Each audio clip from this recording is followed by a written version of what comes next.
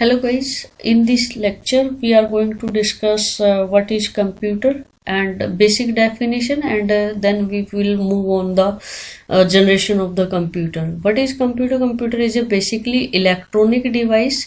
Basically क्या है, एक इलेक्ट्रॉनिक डिवाइस है जिसको डिजाइन किया गया था to work with the information के साथ वर्क करने के लिए इसको डिजाइन किया गया था। एंड जो कंप्यूटर टर्म है, जो कंप्यूटर की टर्म है वो कहाँ से ड्राइव की गई है? वो कंप्यूटर एक लैटिन टर्म है। लैटिन टर्म के साथ कौन सी टर्म है? कंप्यूटर।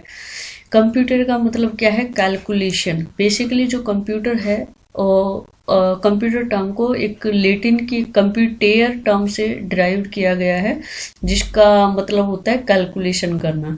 दूसरा क्या है, जो कंप्यूटर वर्ड है वो बेसिकली रेफर करता है central processing unit plus internal memory. किसको प्रेफर करता है? CPU, central processing unit, CPU and internal memory.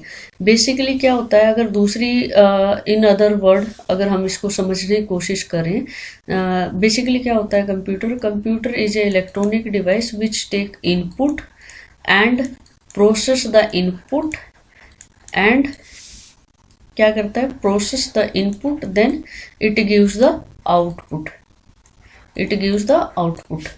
To the user. Okay, so अब इसकी डिफरेंट जनरेशन है। अब इससे कोई क्वेश्चन नहीं पूछा जाता व्हाट इज कंप्यूटर। कंप्यूटर की कोई डेफिनेशन से कोई क्वेश्चन नहीं पूछता है। बट अगर यहाँ से क्वेश्चन अगर बन सकता है तो ये बन सकता है जो कंप्यूटर टर्म है वो कहाँ से आई है, या वो लैटिन वर्ड से आई है, और दूसरा क्या है, कंप्यूटर वर्ड से आई है। कहाँ से आई है? लैटिन का एक कंप्यूटर वर्ड है, वहां से आई है, जिसका मतलब होता है कैलकुलेशन। अब इसके अंदर डिफरेंट जनरेशन है, फर्स्ट टू फिफ्थ 5 जनरेशन है। जो फर्स्ट जनरेशन थी कंप्यूटर की वो it is the beginning of the commercial computer age. एक तो सबसे पहली चीज़ क्या थी कि ये बिगिनिंग थी कंप्यूटर की, और इसको यूनिवैक के नाम से जाना जाता है। यूनिवैक का मतलब होता है यूनिवर्सल ऑटोमेटिक कंप्यूटर। कई बार इसकी फुल फॉर्म क्वेश्चन एग्जाम में पूछ ली जाती है। And the first generation computer is designed by 2 scientist, that is Mauchly and Eckert. किसके द्वारा डिजाइन की गई थी? मॉर्सले और एकर्ट 2 साइंटिस्ट थे। इन्होंने डेवलप किया था, जो कि यूनाइटेड स्टेट के अंदर 1947 में इन्होंने इस चीज़ को डेवलप किया था। फर्स्ट जनरेशन कंप्यूटर का जो यूज हुआ था वो कब से कब तक का यूज हुआ था? 1942 से लेकर के 1957 तक। नॉट 1957, 1942 से लेकर के 1955 तक का जो फर्स्ट जनरेशन था उसका यूज हुआ था। आफ्टर दैट जो बेसिकली जो कंप्यूटर था, यूनिवैक जो कंप्यूटर था, फर्स्ट जनरेशन कंप्यूटर था, उसको डेवलप करने में वैक्यूम ट्यूब का यूज किया गया था। One of the most important question, ये बहुत बार एग्जाम के अंदर पूछा गया है कि जो फर्स्ट जनरेशन कंप्यूटर है वो किसकी हेल्प से डेवलप किया गया था? उसमें वैक्यूम ट्यूब का यूज किया गया था। और इसका अगर आपसे एग्जाम्पल पूछता है, ये है एनीवैक एंड यूनिवैक। अब यहाँ से क्वेश्चन पूछता है, क्वेश्चन क्या क्या बनते हैं आपके फर्स्ट जनरेशन से? सबसे पहला आपसे पूछ लेगा ये कहाँ से कहाँ तक यूज हुआ था 1942 से लेकर, ये कई बार 1941 भी लिखा हुआ मिला है कुछ बुक्स के अंदर। 1942 से लेकर के 1955 तक यूज हुआ था। एंड सबसे इम्पोर्टेंट चीज़ क्या है इसके अंदर? वैक्यूम ट्यूब का यूज किया गया था।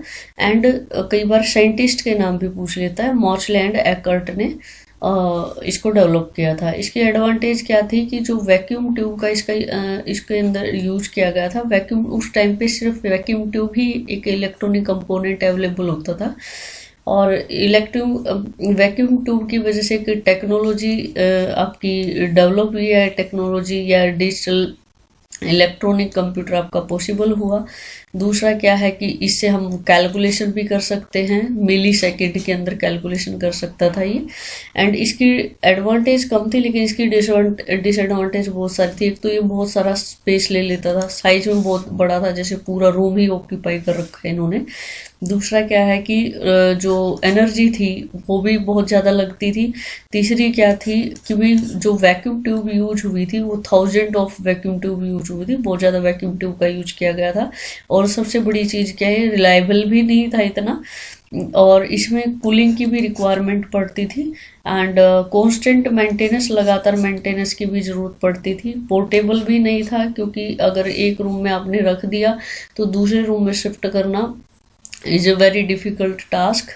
तो इसमें क्या था, कॉस्टली कमर्शियल प्रोडक्शन, जो कमर्शियली अगर कोई प्रोडक्शन करना है तो उसके लिए बहुत ही कॉस्टली पड़ता था, और कमर्शियली यूज के लिए बहुत ही लिमिटेड था, और स्पीड वाइज अगर हम बात करें तो बहुत ही स्लो था।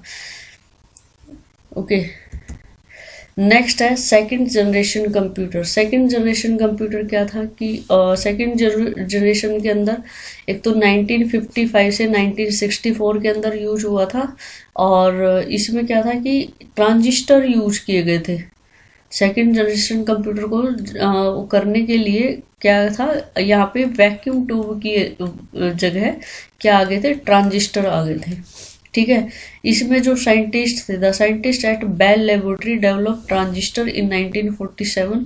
These scientist include John Bardeen, मतलब क्या है कि जॉन बर्डन और William Brattain and William Shockley, मतलब 3 साइंटिस्ट इसके अंदर इंक्लूड हुए थे। 3 साइंटिस्ट ने मिलकर के ट्रांजिस्टर का यूज करके सेकेंड जनरेशन कंप्यूटर डेवलप किया था। ये कुछ इस तरीके का दिखता था।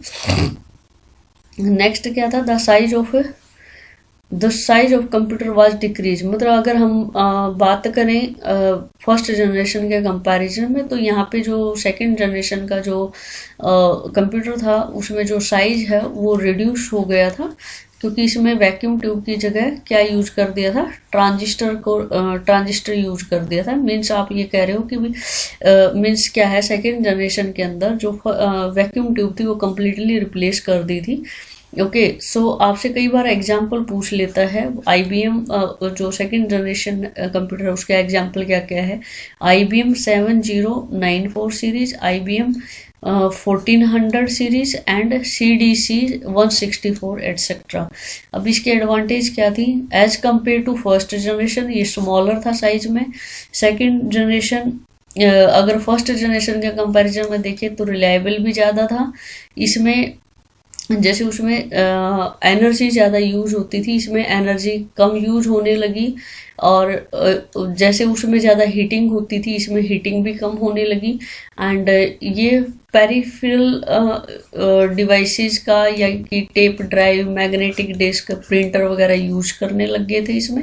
एंड नेक्स्ट क्या था, यहाँ पे एक असेंबली लैंग्वेज का यूज हो गया था इंस्टेड ऑफ मशीन लैंग्वेज। जो फर्स्ट जनरेशन थी उसमें टोटली मशीन लैंग्वेज यूज होती थी, लेकिन इसमें सेकेंड जनरेशन के अंदर क्या है, असेंबली लैंग्वेज भी यूज होने लगी थी। और इसके अंदर एक और चीज आ गई थी, जो टेक्निकल स्टूडेंट है ये उनके लिए है बैच प्रोसेसिंग। बैच प्रोसेसिंग मेरे हिसाब से मुझे एक्सप्लेन करने की ज़रूरत नहीं है।